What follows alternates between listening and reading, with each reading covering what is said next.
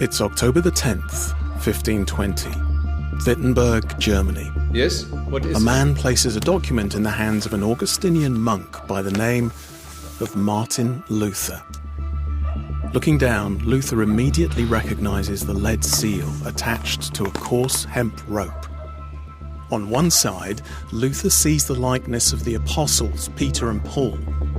On the other, he sees the name of the most powerful man on earth, Pope Leo X. He'd seen the seal pressed in wax before this, a decade before, while on pilgrimage.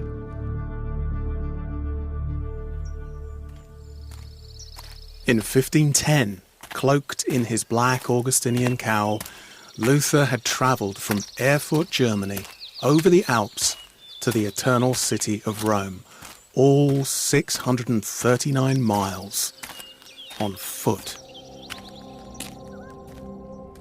Bone weary on his arrival, Luther had dutifully crawled up the Scala Sancta, all 28 cold marble steps, on his knees. These sacred stairs were said to be the very ones Jesus Christ had ascended to face his trial before Pontius Pilate. The same 28 steps Christ had then descended when condemned and led out to his crucifixion. When Luther finally reached the top, a Dominican friar held out a wooden box. Luther dropped some coins into the slot,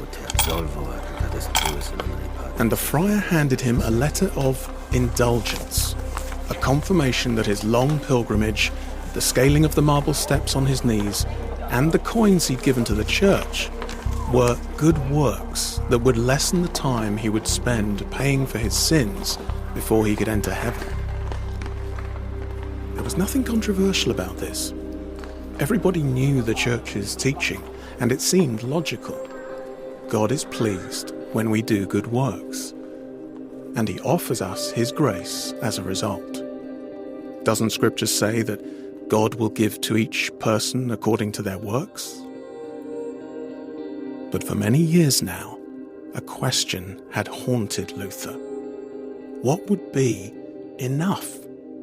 How many good works would be enough to secure a place in heaven? How would you know? Because he still felt guilty. Just 5 years previously, in 1505, Luther had been returning on horseback to Erfurt, where he was studying law, the profession his father wanted him to pursue. He had hoped to find some answers in his studies, but it did nothing to calm Luther's thoughts about his relationship to God. Caught in the open during a fierce electrical storm, Luther's thoughts turned again to his own mortality and his inner sense of guilt. What if he were to die now? Would God receive him? Help me, Saint Anna! Lightning struck only a few feet away from him. Save me! What did God want from him? I will become a monk! I will become a monk!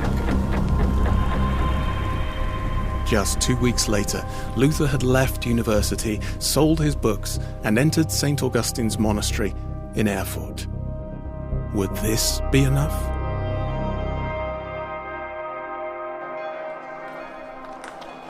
As he stood at the top of the 28 steps, Luther looked down at his letter of indulgence. He thought back over his life as a monk, these previous 5 years, the increasingly agitated prayer, fasting, confession, and the pilgrimages, like this one. If only he could be sure these things had been enough to deal with his guilt. Across the world, millions of people sought the same certainty.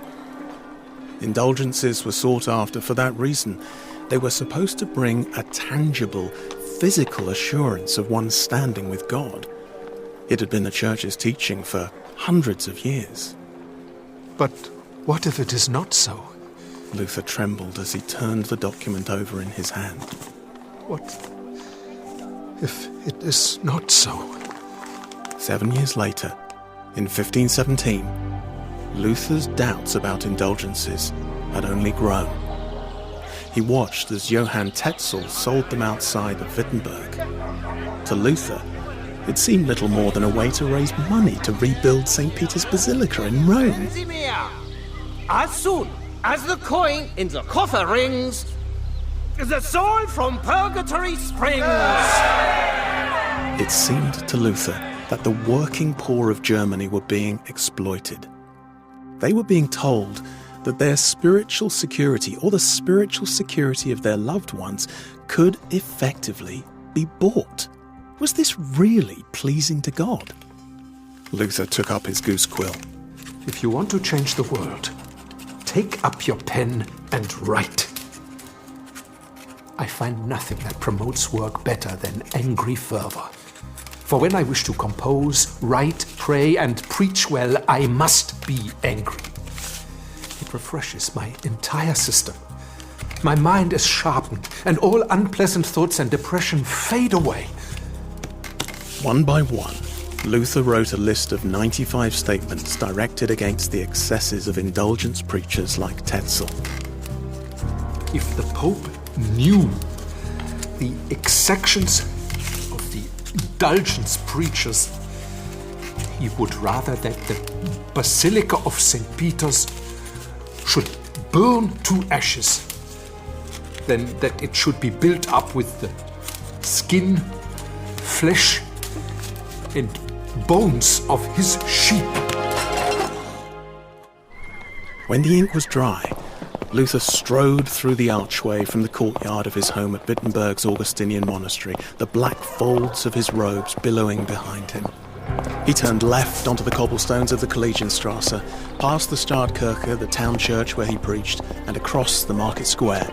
Sidestepping the filth oozing between the cobblestones, some of Luther's students fell into step behind him, eager to see what their favourite professor was up to. A block and a half further on, he stopped in front of the castle church. If a person wanted to invite debate, it was not uncommon to post documents on the church door. And so, with just a hint of hesitation, Luther took out his 95 Theses and began nailing them to the door. It was October the 31st, 1517, All Hallows' Eve.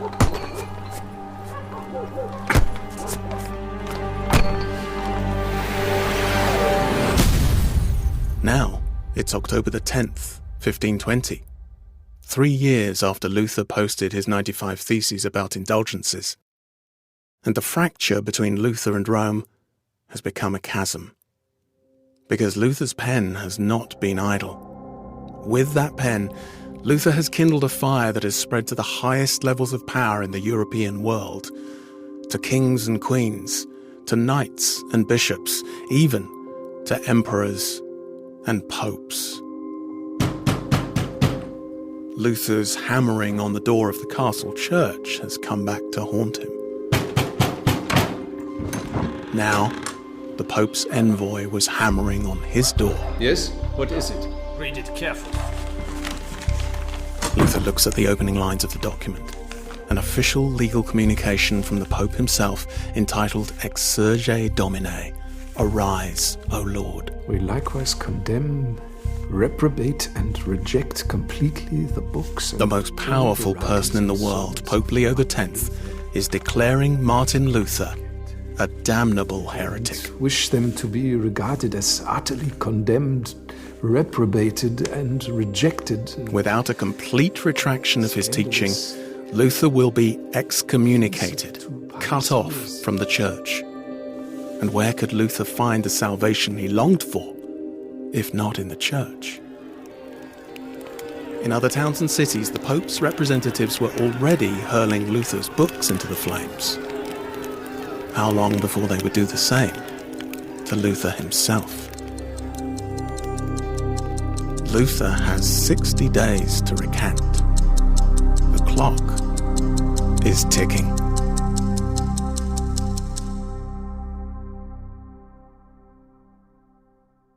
Hey, this is Barry Cooper. I'm thrilled you joined us for this first episode of Luther in Real Time. With this podcast, we're trying something a little bit different. The idea is that each episode will be released exactly 500 years to the day after the events being described. What that means is that although there'll be roughly one episode a week, the episodes will drop on unpredictable days. So, if you like this episode, it'd be a good idea to hit the subscribe button so that you don't miss the next one. By the way, here's a sneak preview.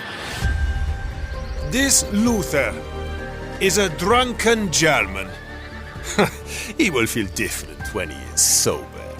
If the Romanists are so mad as to burn heretics, the only remedy remaining is for the emperor, the kings, and the princes to gird themselves with force of arms to attack these pests of all the world and fight them, not with words, but with steel. Induce Luther to return to sanity. If he persists in his madness, take him captive. Martin Luther is played by Rupert Wickham. The series is written by Douglas Bond. Audio production and sound design by Rob Jorgensen, with music by John Campbell. Recorded at the Soundhouse Studios, London, Luther in Real Time is a podcast from Ligonier Ministries. Check out lutherinrealtime.com for more info. And if you enjoyed the show, we would really appreciate a review in your favourite podcast app, or your least favourite one, if you prefer. I'm Barry Cooper. Join us again 500 years ago for the next episode of Luther in Real Time.